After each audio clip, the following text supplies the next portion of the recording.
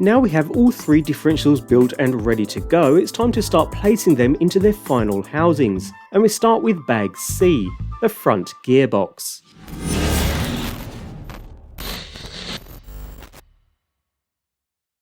You'll need both threadlock and black grease for this bag, so keep them handy, and let's get going by spilling out the contents of bag C, the front gearbox.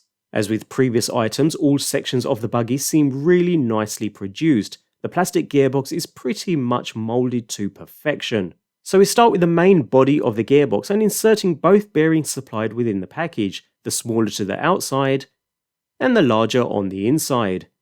Next, feed the differential pinion gear through both bearings from the inside out, and place a small shim on the outer side before inserting the differential coupler, and after placing a little threadlock on the set screw, insert it into the coupler and tighten down into place.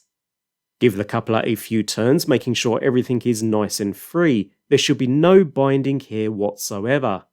Next, insert the front differential constructed in bag B, so the one with the 20,000 CST oil, into the front gearbox just to see how it sits. If there's any play side to side, then use the two included shims on either side, enough until there's absolutely very little if any play. We're good without the shims in this example, although do keep the shims safe in case you need to install them in future once the vehicle has been run in. But for now I can go ahead and remove the differential in order to place some black grease on the main ring gear. You don't want to go crazy with the grease here, just a small amount going around the gear as it helps reduce temperatures and makes the set last longer.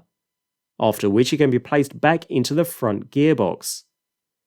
We can then place the gearbox cover on top and secure into place using two 14mm cap head screws supplied within the package. We're screwing into plastic here, so tighten enough so that it's snug, but don't over tighten as you'll risk stripping the threads.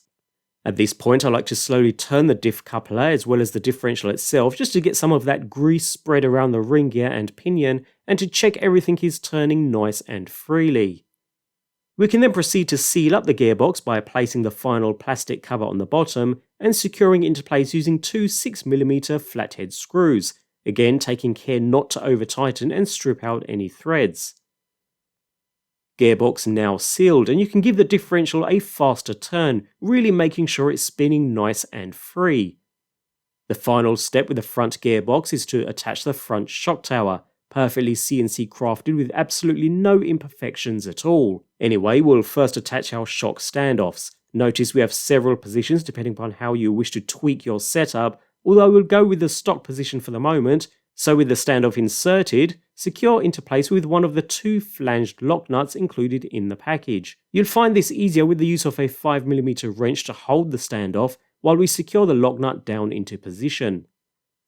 Repeat with the second shock standoff and lock nut on the opposite side.